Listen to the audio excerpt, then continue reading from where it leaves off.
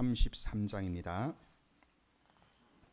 구약성경 252쪽 민수기 33장, 우리 전장을 봐야 되는데요. 오늘 앞부분과 끝부분만 보도록 하겠습니다. 먼저 33장 1절로 4절까지 함께 교독합니다. 모세와 아론의 인도로 대오를 갖추어 애굽을 떠난 이스라엘 자손들의 노정은 이러하니라.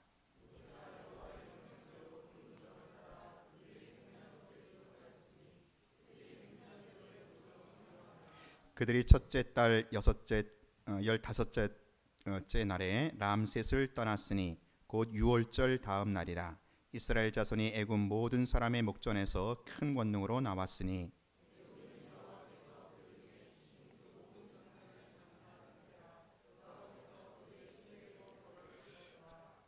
50절로 넘어가서 여리고 맞은편 요단강가 모압 평지에서 여호와께서 모세에게 말씀하여 이르시되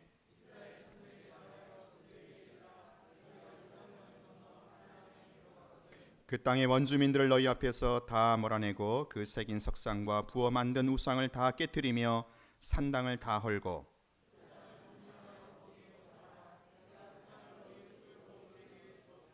너희의 종족을 따라 그 땅을 제비 뽑아 나눌 것이니 수가 많으면 많은 기업을 주고 적으면 적은 기업을 주되 각기 제비 뽑은 대로 그 소유가 될 것인즉 너희 조상의 지파를 따라 기업을 받을 것이니라.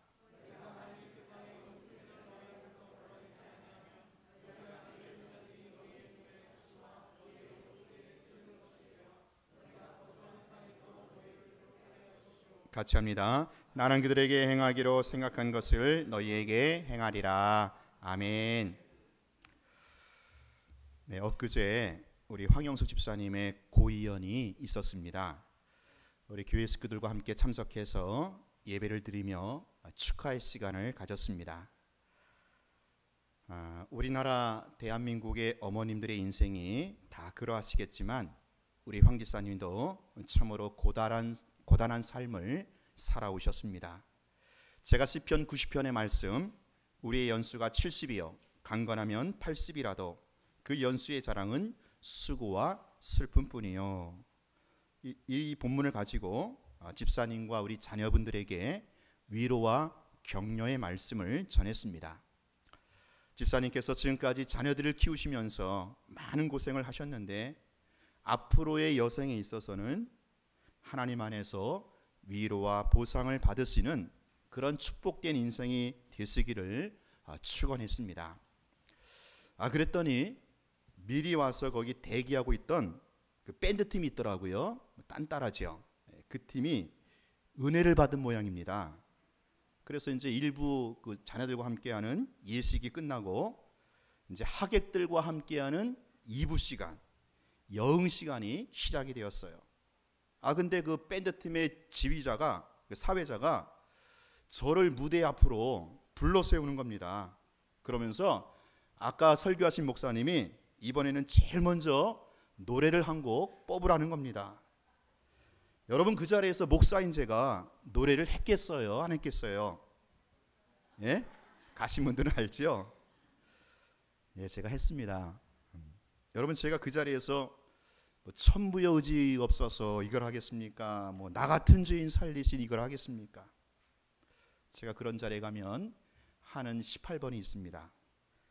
32의 사랑의 트위스트를 열창했습니다. 그랬더니 분위기가 빵 터지더라고요. 완전 대박이었습니다. 여러분들 앞으로 그런 자리 있으면 목사인 저를 종종 불러주시기를 바랍니다. 제가 그 고이연을 맞으신 집사님을 좀 뵈면서 불현듯 이런 생각을 해봤어요. 나도 불과 25년만 지나면 고이가 된다라는 거예요. 70이 된다라는 겁니다. 여기 계신 어르신들께는 죄송한 말인데요. 참 인생이라는 게 금방이더라고요. 화살 같아요. 세월이라는 그 KTX를 타고 죽음이라는 종착역을 향해서 쏜살같이 내달리는 것이 오늘 우리네들의 인생인 것 같습니다.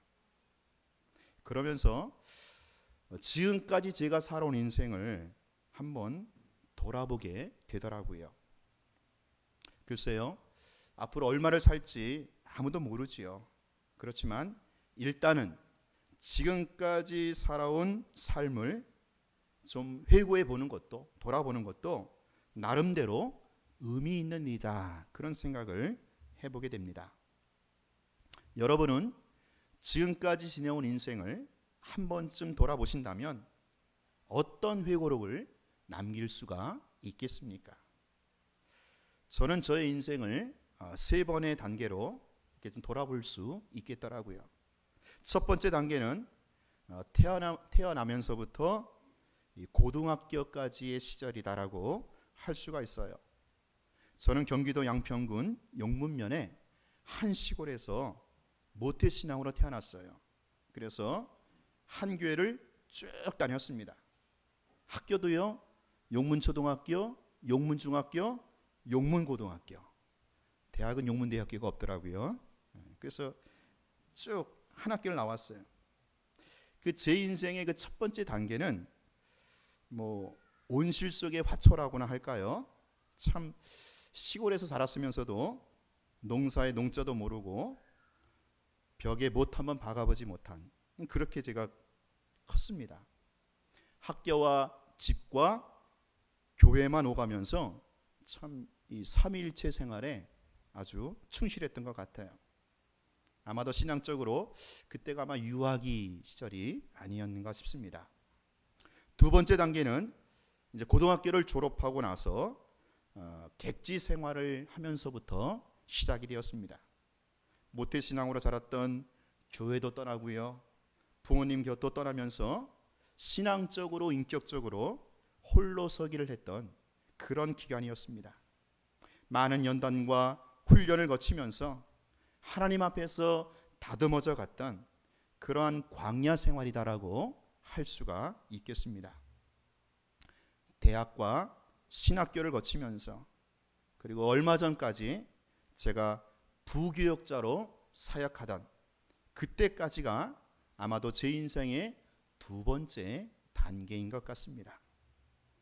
마지막 세 번째 단계는 우리 교회와 우리 성도님들을 만나면서 담임 목회를 하고 있는 지금이라고 할 수가 있습니다.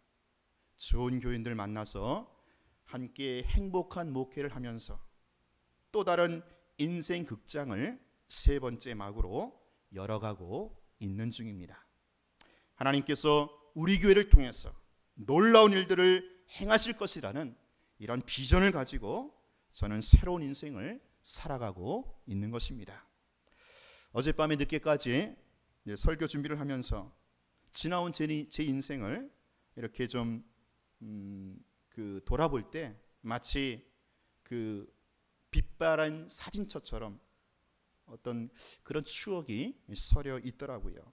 그러면서 앞으로 남은 그 경주를 내가 새로운 각오와 자세로 또 다시 시작을 해야겠다, 그렇게 새롭게 다짐을 했습니다. 오늘 여러분들도 한 번쯤은 내가 지금까지 지내온 인생을 좀 돌아보면서 또한 동시에 앞으로 남은 생애를 새로운 삶으로 다시 시작하는 그런 다짐을 해보시게 되기를 바랍니다. 오늘 본문에도 이스라엘 백성들의 광야 노정을 돌아보면서 회고하는 내용이 나와 있습니다. 애굽을 떠나면서 모압 평지에 도착까지 이스라엘의 40년 광야 여정을 아주 상세하게 기록하고 있습니다. 모세가 이처럼 광야 노정을 자세하게 회고하는 것은 이제 가나안 정복을 목전에 둔 출애굽 2세대들에게 지금까지 이스라엘과 함께 하신 하나님의 손길을 보여주고자 함이었습니다. 또한 동시에 이제 앞선 출애굽 1세대들이 그 가데스 바네아에서 불신앙으로 말미암아 며칠이면 갈 수 있는 거리를 40년 동안이나 방황했던 그 역사를 반성하기 위함이었습니다. 그리하여 앞으로의 이 가나안 정착과 가나안 정복과 이 정착에서는 오직 하나님의 명령에 순종할 때 승리가 주어진다고 하는 이 메시지를 전하고자 하는 것입니다. 이러한 오늘의 본문은 흥미롭게도 세 개의 부분으로 나눌 수가 있습니다.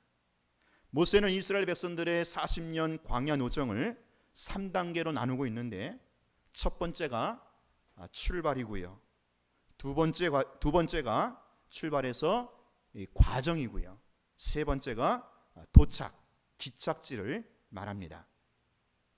첫째로 람셋에서 출발을 말합니다. 5절에 보면 이스라엘 백성들의 광야 노정에 있어서 그 맨 처음 출발이 람셋이었다라는 것을 알 수가 있습니다. 5절에 보면 이스라엘 자손이 람셋을 떠나 숫곳에 진을 쳤다. 우리는 여기서 놀라운 사실을 발견하게 됩니다. 여러분, 람셋이 어떤 곳인지 아세요?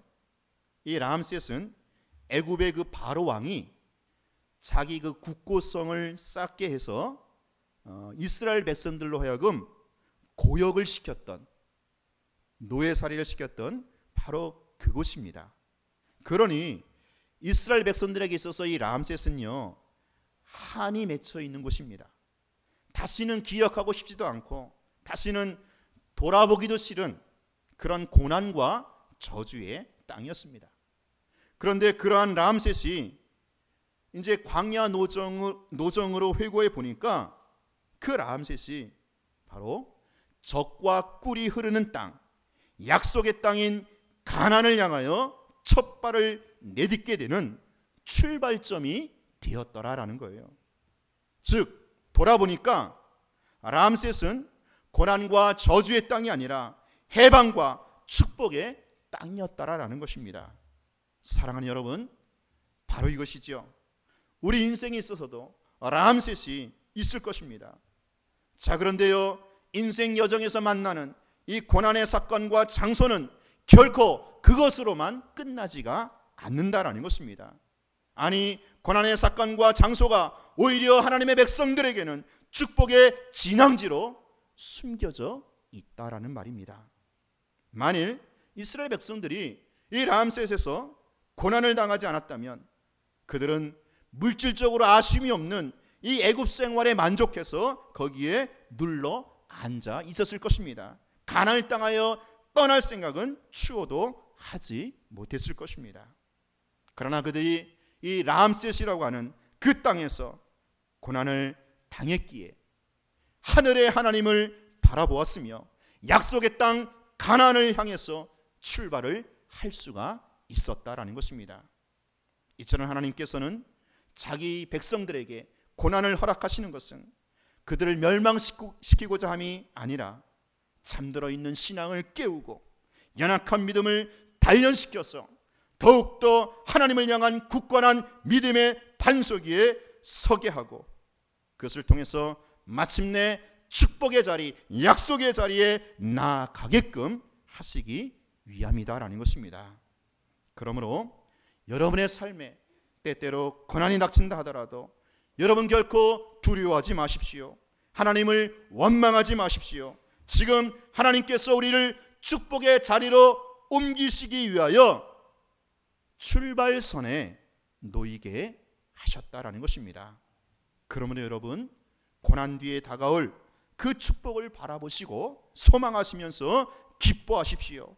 우리가 이 세상을 살아가는 한 때때로 수많은 고난과 역경이 닥쳐올 것입니다. 문제는 어떤 태도로, 어떤 눈으로 맞이하느냐에 따라서 그 고난이 축복이 되기도 하고요, 진짜 고난으로 자리할 수도 있다라는 것입니다. 여러분의 삶에 찾아온 고난이 더 이상 고난이 아니라 하나님이 축복하신 통로임을 믿음의 눈을 떠서 바라보시기 바랍니다.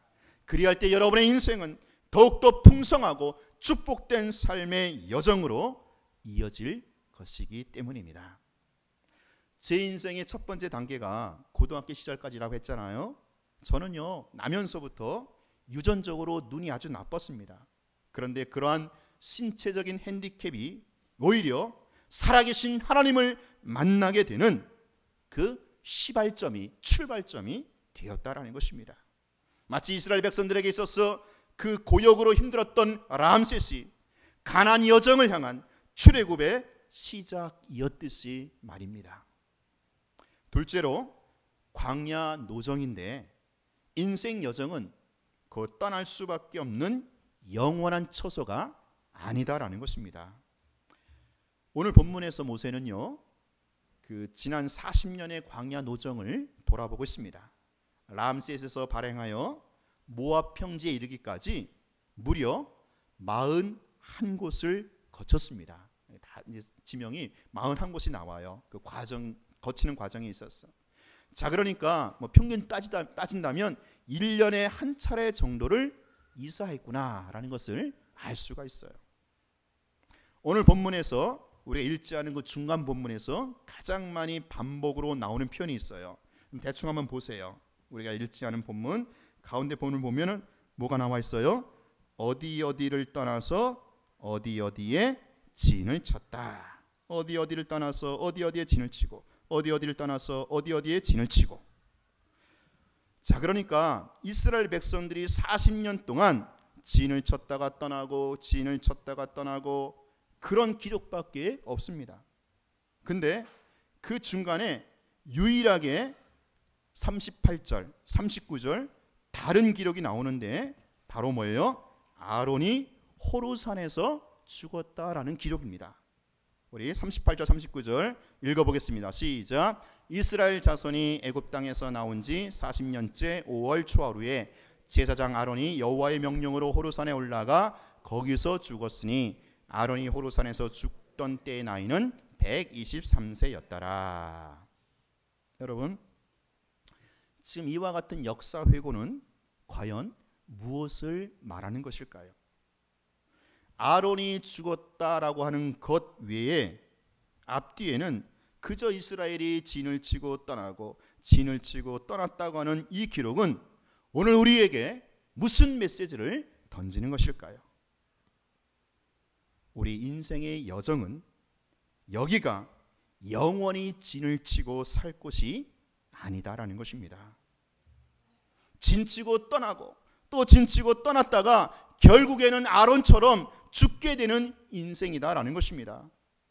그리하여 영원한 처소, 영원히 진을 치고 살아갈 수 있는 천국만을 더욱 소망하게 된다라는 것입니다.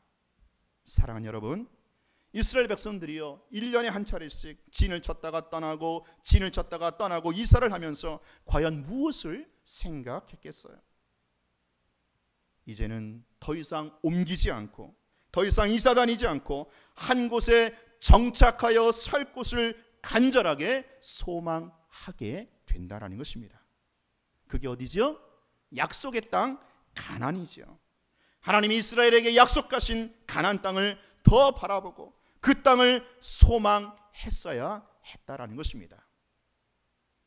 어떤 사람은요 월세로 전세로 살면서 수십 번을 이사를 했다고 합니다. 여러분, 이 사람에게 있어서 가장 큰 소원이 뭐겠어요? 그것은 내 집을 장만하는 것이 아니겠어요? 다시는 이사 가지 않아도 되는 내 집을 마련하는 것이 그 사람의 소망입니다. 그래서요 그 사람은요 월세로 전세로 살면서 거기에 말뚝 박으며 살지를 않습니다. 언제라도 떠날 채비를 이사갈 채비를 하면서 사는 것입니다. 그러다가 나중에 내 집 장만을 해서 들어가면 이제 거기에 온갖 인테리어도 하고 꾸미기도 하고 정성을 다하는 것이지요. 사랑하는 여러분, 우리 인생 여정도 마찬가지란 말입니다. 여러분, 이것이 우리의 영원한 처소가 아니올시다. 주께서 부르시면 언제라도 우리는 떠날 수 있어야만 합니다. 영원한 처소가 우리에게는 따로 있다라는 것입니다. 그러므로 여러분, 이 땅의 삶에 너무 집착하거나 너무 연연하지 마십시오. 미련을 두지 마십시오. 항상 영원한 천국을 바라보면서 그 천국을 소망하십시오. 여러분, 인생을 살아가면서 이걸 연습해야 합니다. 언제라도 내려놓고 떠날 수 있는 그런 연습을 말입니다. 여기에다 너무 치장하거나 너무 꾸미지 마십시오. 여러분의 가장 귀한 보물은 영원한 본향 하늘에 쌓아두는 그런 인생으로 살아가시기를 바랍니다.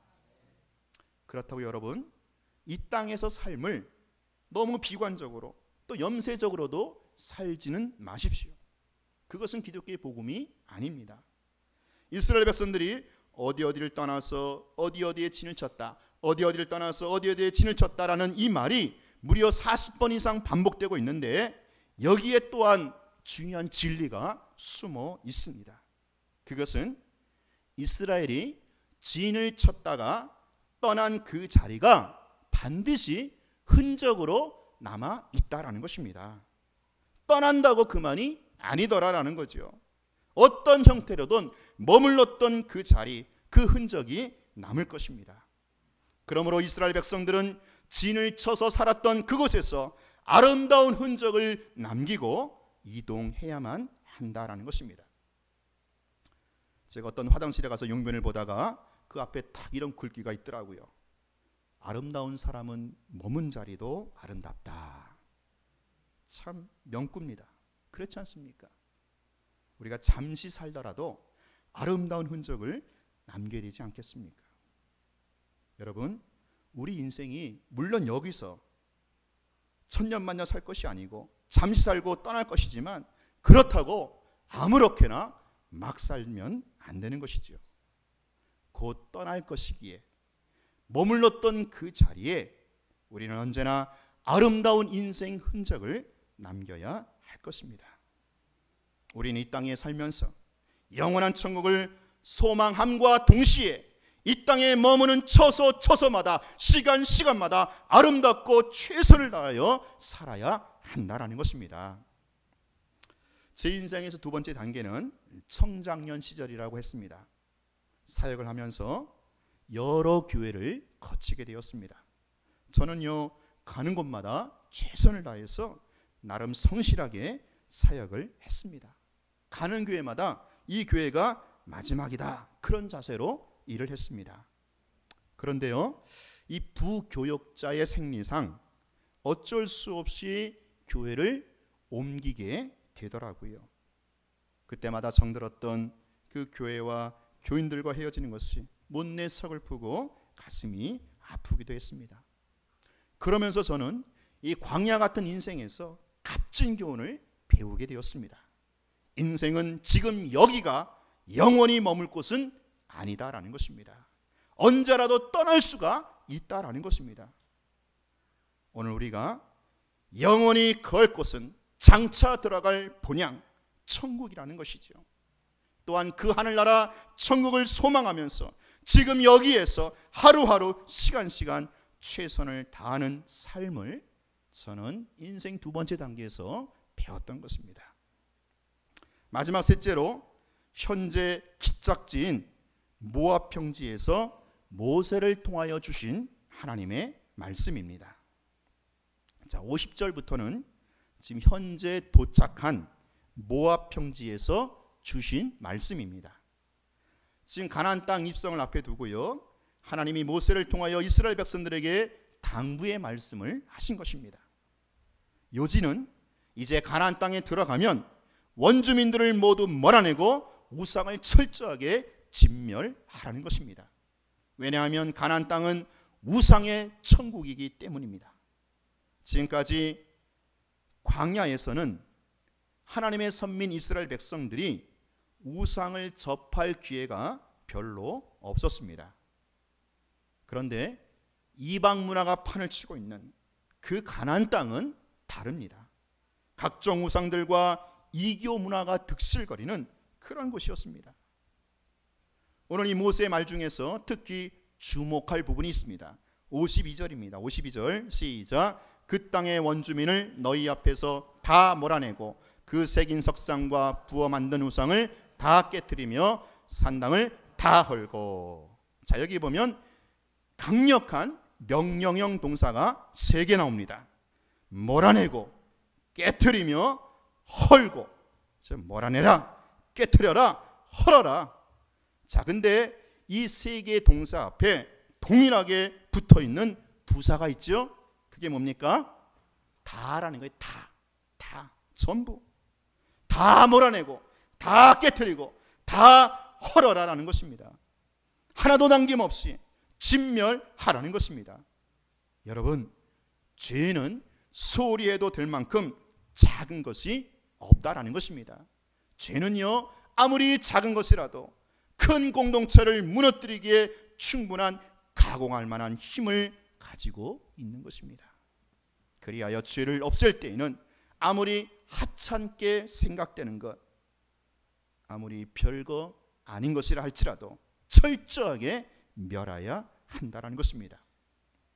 오늘 본문에서 아주 재미있는 표현은, 만약에 가나안 땅에 들어가서 원주민들을 다 몰아내지 않는다면, 다 깨트리지 않는다면, 다 헐지 않는다면, 이제 그들이 오히려 찌르는 가시가 되어서 부메랑이 되어 돌아온다라는 것입니다. 여러분, 가시가요, 큽니까 작습니까? 아주 작아요. 그런데 그 파괴력은 엄청나다라는 것입니다. 그렇기 때문에 남김없이 다 몰아내고 다 깨트리고 다 헐어야 한다라는 것입니다. 여지와 미련을 두어서는 안 된다라는 것입니다. 여러분, 이 정도면 괜찮겠지. 별일 없을 거야. 사랑이 많으신 하나님도 이 정도는 봐주지 않겠어? 이거 아니올시다. 아니에요. 나중에요, 그게 꼭 가시와 올무가 되어서 엄청난 괴로움으로 나에게 다가오게 된다라는 것입니다. 그래서 죄는 국물도 없이 제거해야 합니다. 진멸해야 합니다. 우리는 오직 예수 그리스도의 보혈의 능력을 힘입어서 피 흘리기까지 죄와 더불어 싸워야 될 줄로 믿습니다.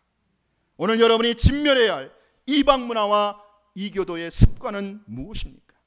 하나님이 약속하신 이 풍성한 삶을 누리지 못하도록 방해하는 것들이 무엇이냐 말입니까? 그거요, 여지를 두어서는 안 된다는 것입니다. 남김없이 멸해야 한다는 것입니다.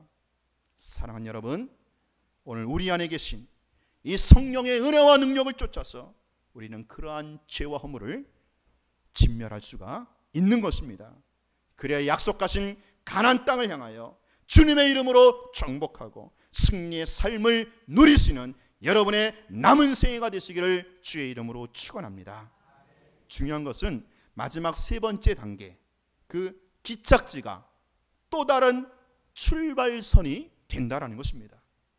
이스라엘 백성들이 40년 광야 생활을 방황하면서 지금 도착한 곳은 모압 평지입니다.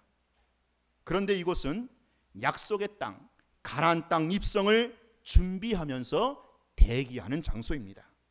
여러분, 여러분이 지금 도착해 있는 지점은 어디이십니까? 여러분이 여기까지 오시기까지 얼마나 많은 우여곡절과 얼마나 많은 파란만장한 과정들이 있었겠습니까?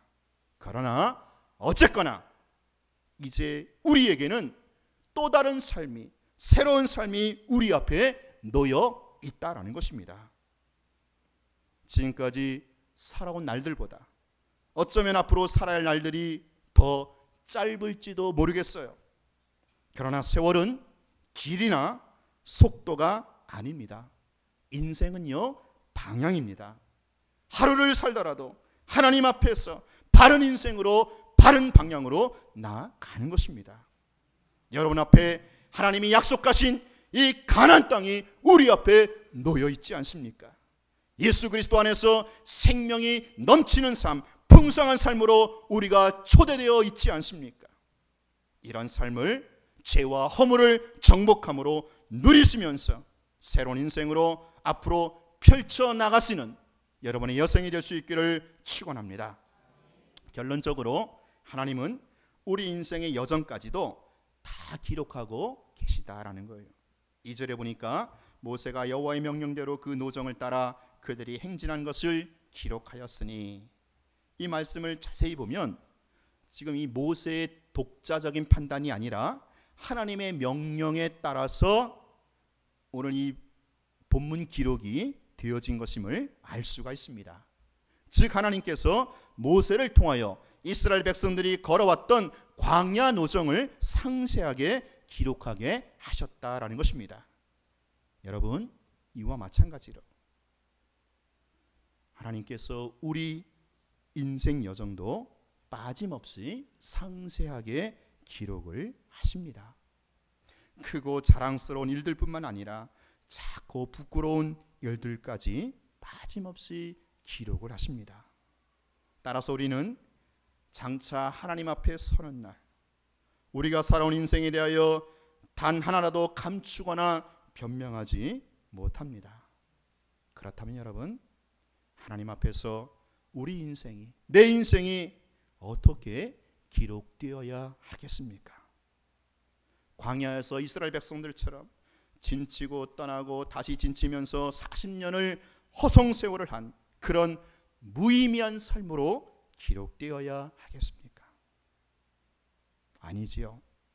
아브라함의 생애처럼, 다윗의 생애처럼, 바울의 생애처럼 구속사의 한 획을 긋는 영광된 인생으로 우리 인생이 기록되어야 하지 않겠습니까? 저는 우리 인생이 매 순간 하나님만 바라보고 하나님의 뜻대로 살아감으로 믿음의 위대한 족적을 남기는 그러한 생으로 하나님 앞에 기록될 수 있기를 축원합니다. 그러므로 여러분, 이제 우리는 세월을 아끼는 자들이 되어야 합니다. 우리에게 주어진 시간을 무의미하게 흘려보내서는 안 된다라는 것입니다. 우리에게 주어진 매 순간을 하나님을 향한 열정과 그분의 말씀에 대한 순종으로 채워나갈 때 이 땅에서 우리의 인생은 하나님 나라에서 영원히 사라지지 않는 별과 같이 빛날 것이고, 또한 그리스도께서 우리를 위하여 예비하신 면류관이 보장될 것입니다. 이와 같은 약속을 바라보고 오늘도 여러분의 인생 노정을 다시 한번 힘있게 살아가는 그런 은혜가 있기를 주의 이름으로 축원합니다. 기도하겠습니다. 하나님 아버지, 광야 같은 인생 여정 가운데 고난과 역경이 참으로 많습니다. 그러나 그러한 고난이 축복의 기회가 된다는 것을 눈을 열어 보게 하여 주옵소서. 또한 이 땅에서 삶이 영원한 처소가 아니기에 더욱더 천국을 소망하며 천국을 준비하는 인생으로 살게 하여 주옵소서. 죄는 어떠한 모양이나 뿌리라도 제거하고 하나님 앞에서 거룩하고 성결한 삶으로 나아가게 하여 주옵소서. 그래야 우리 하나님이 기뻐하시는 인생 행진으로 기록될 수 있도록 우리의 생애를 축복하여 주옵소서. 예수님 이름으로 기도하옵나이다. 아멘. 찬송가 391장